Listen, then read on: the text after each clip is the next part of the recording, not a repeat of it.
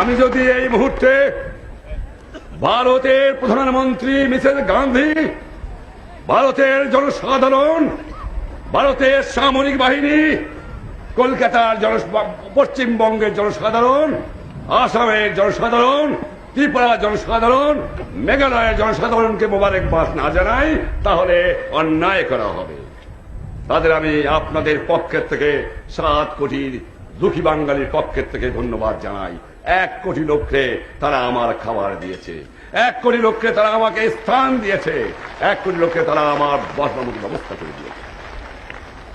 আমি যদি রাশিয়া সরকার, রাশিয়া জনসাধারণকে ধন্যবাদ না জানাই অন্যায় করা হবে। যখন সাম্রাজ্যবাদী শক্তি, যখন আমার সৈন্যবাহিনী, যারা আপনারা মুজিব বাহিনী, গণবাহিনী এগিয়ে আসছিলেন, সঙ্গে সঙ্গে সাহায্য করেছিলেন ভারতের সৈন্যবাহিনী, চেষ্টা করেছিল যাতে এই বাংলাদেশের বুকে পশ্চিম পাকিস্তানের ঘাঁটি রাখতে পারে, কিন্তু রাশিয়ার ভেটোতে তা পারে নাই। সেই জন্য রাশিয়াকে আমি মোবারকবাদ জানাই।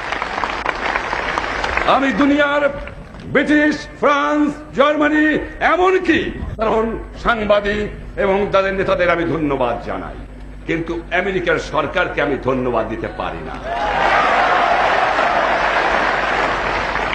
তারা জানে, তাদের খবর আছে যে বাংলাদেশে কি করে মানুষকে মারা হচ্ছে। তারা জানে যে গ্রামকে গ্রাম পুড়িয়ে ছারখার করছে। সেই মুহূর্তে আমেরিকান নিক্সন সরকার অস্ত্র দিয়েছে পাকিস্তান সৈন্যবাহিনীকে আমার মা বোনকে হত্যা করার জন্য। কিন্তু আমেরিকার জনসাধারণের কাছে আমার শুভেচ্ছার বাণী আমি পৌঁছে দিতে চাই। আমেরিকার সাংবাদিকদের কাছে আমি শুভেচ্ছা বাণী পৌঁছে দিতে চাই। কেনেডির কাছে আমার শুভেচ্ছা বাণী পৌঁছে দিতে চাই। সিনেটের কাছে আমি খুশবাণী শুভেচ্ছা চাই। বাংলার জনসাধারণ কোন মানুষের বিরুদ্ধে নয়, বাংলার সাধারণ জালেমের বিরুদ্ধে, যেখানেই পয়দা হোক না কেন।